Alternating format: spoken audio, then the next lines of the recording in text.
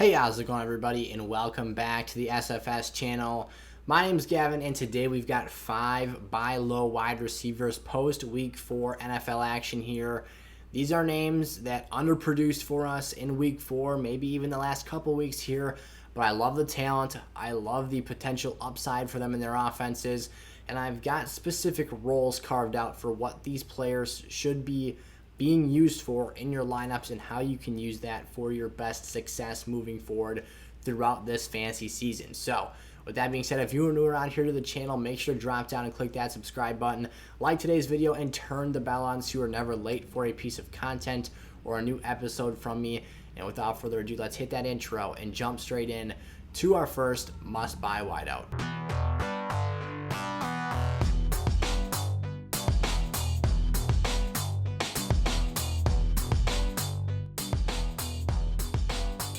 Alrighty, here we go. So today's episode is presented to you all by ThriveFantasy.com. It's an awesome way to play a unique style of daily fantasy with your buddies and get out there playing some player prop bets. Essentially what they do in a given NFL matchup, they'll list about 10 or so players for you, and whether it's passing yards, rushing touchdowns, receptions, whatever the stat might be, you're simply picking over or under and trying to be as accurate as possible for that matchup. Your results and your accuracy will be stacked up against those you're playing against in a given matchup, and obviously the player who has the best accuracy will get a cash reward based off of the entry fee that you play to get in these matchups. And if you head on there and deposit $10 using the promo code SIZZLE, SIZZLE, they will match you whatever it is you put in there up to $100. So go check out Thrive Fantasy. I'll put the link to their website in the description of today's video. And before Thursday night, I'll be going over in one of my episodes my Thrive Fantasy lineup with you all, and you can take a look at it and let me know what you think down in the comment section below. With that being said, Tyler Lockett for the Seattle Seahawks is my first buy low wide receiver. Lockett has had 2 down weeks in a row now, and this was a game I expected him to put up really quality numbers. I thought San Francisco would be a matchup that he would have a really nice ceiling and put up some great production against one of the most beat-up secondaries in the National Football League. Now, San Fran has lost a variety of secondary players over the last month, and they are looking pretty strapped for help on the back end. But Lockett didn't produce. And what I'm starting to come to the conclusion of here, for Lockett being someone I loved in the pre-draft process this fantasy season, is that his talent is unquestionable. His chemistry with Russell Wilson is unquestionable, but his consistency is questionable. The ceiling, again, back to things that aren't questionable, is absolutely there. What I'm starting to mold my expectations for Tyler Lockett into is this is a player you want no higher than your wide receiver 2 on your team, because he's not a walking 12, 15-point player in PPR formats in your lineup on a given week. He's going to come out here and score 20 plus, or he's going to not meet your expectations. That's just what Tyler Lockett is, and that's why he's best, again, as a wide receiver 2 or a flex player. You can come out here and trade for him very low right now. Back-to-back down performances is a major panic insinuator for fantasy managers. Players will be panicking on him left and right. They're going to get sick and fed up with his inconsistent production because they're relying on him and expecting him to be a wide receiver 1 week over week. But if you manage your expectations here and anticipate that Lockett is going to have these down weeks, it's just part of his offensive production and his fantasy profile at this point. He will then meet your managed expectations, and when he comes out here and wins weeks for you and plays great in given matchups, you're going to be feeling extremely satisfied, and you are going to be incredibly happy that you went out and made an offer for, again, one of the league's best wide receivers.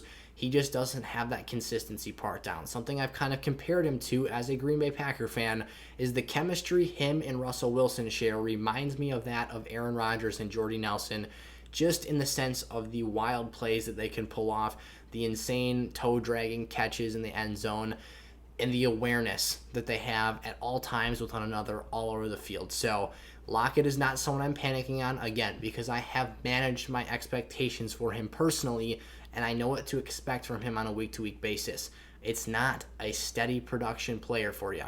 He's going to be streaky. He's going to be all over the map, but the highs he can reach are something that not very many players can actually ascend to and say that they have done themselves. Davante Adams. This is the big ticket player this week. Davante's your wide receiver one last year. We all recognize that. We all know that. That's the expectation. And now, last year, Michael Thomas entered the season as the wide receiver one.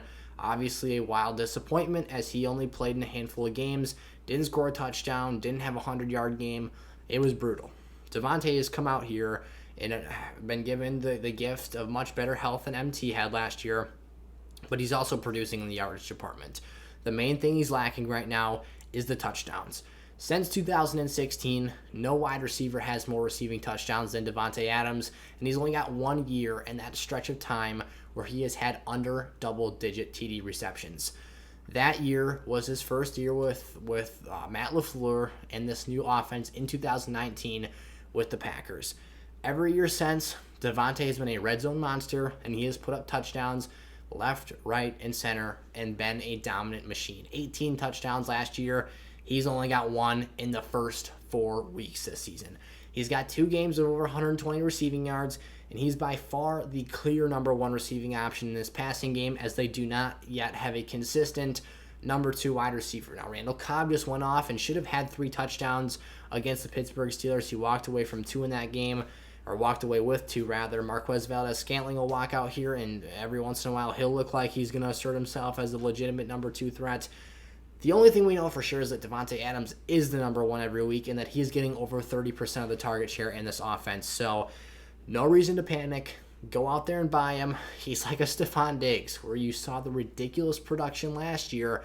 It's not exactly translating in as easily as we expected it to this year. And while they're still getting the targets and the yardage production, we're looking for a little bit more. Davante is certainly somebody who Aaron locks onto, and I expect to, I don't even want to say bounce back, because his production hasn't been awful to this point, but we do again expect much more from this player. Marvin Jones, so a little bit more of an affordable option.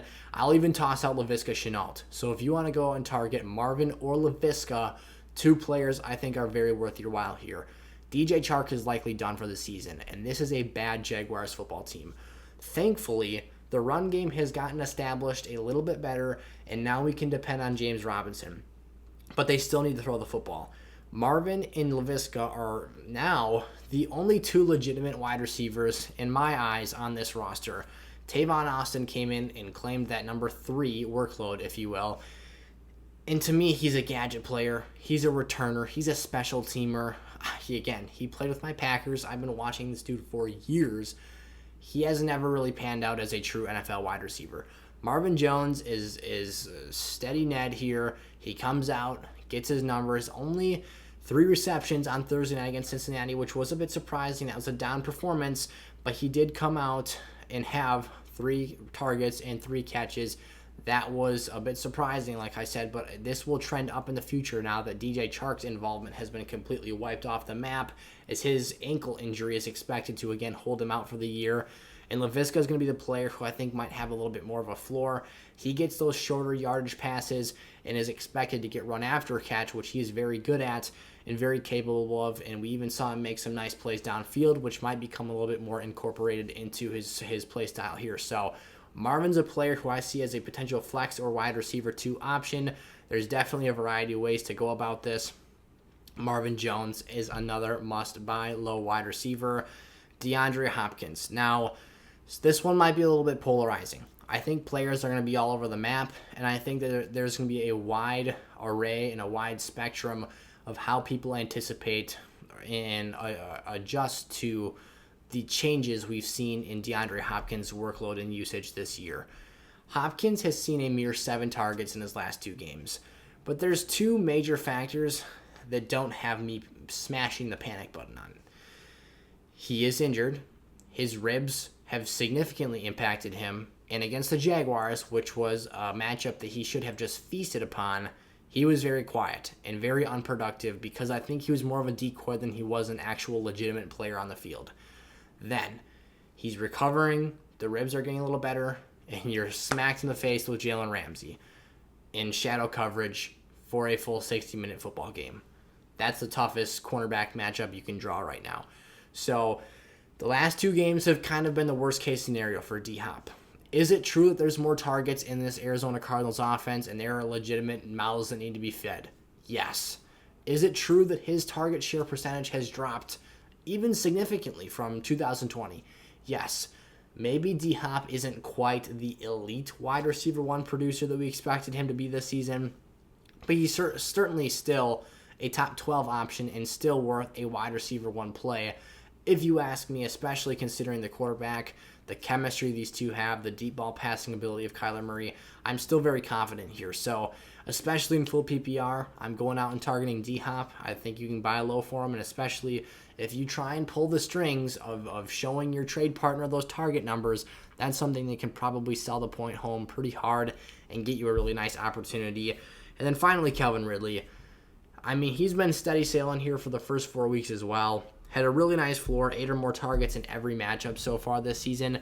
He just hasn't tapped into his ceiling yet. I mean, what is Cordell Patterson right now? The production he's shown us has been unworldly. 3 touchdowns. I mean, I'm seeing memes like comparing him to Randy Moss. I don't understand it. Where did this guy come from? He's in his 30s now. He's always been a great returner, a great special teamer, but man, as a receiver, running back hybrid, he has been fantastic this year. Calvin Ridley is still the best offensive player in this offense, though. I mean, he just, again, needs to tap into that ceiling, score a couple touchdowns for us, and just give us reassurance.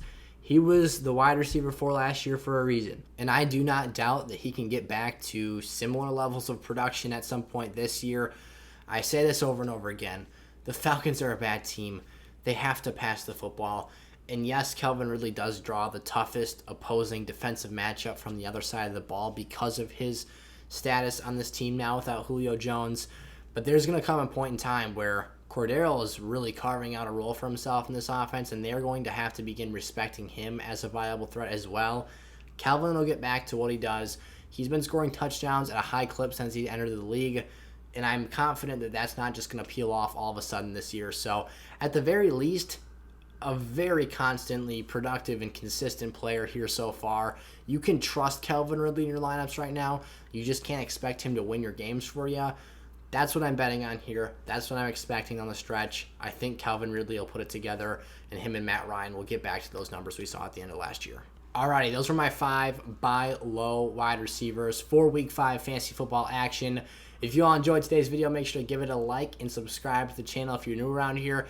And go check out some of the other options we've got down in the description of today's video, such as our community Discord server where you can go interact with other players who are watching the SFS channel, or check out SFS Gold to get an additional boost in your fantasy leagues, where I can set your lineup for you every week and get you my positional rankings for quarterbacks, running backs, wide receivers, tight ends, and defenses on a weekly basis for just over $1 a week. So, with that being said, go check out some of the other videos for Week 5 action. I've dropped another episode in addition to this one already today, and we'll be pumping stuff out for the rest of the week here. So, thank you all so much for watching. I'll see you guys tomorrow.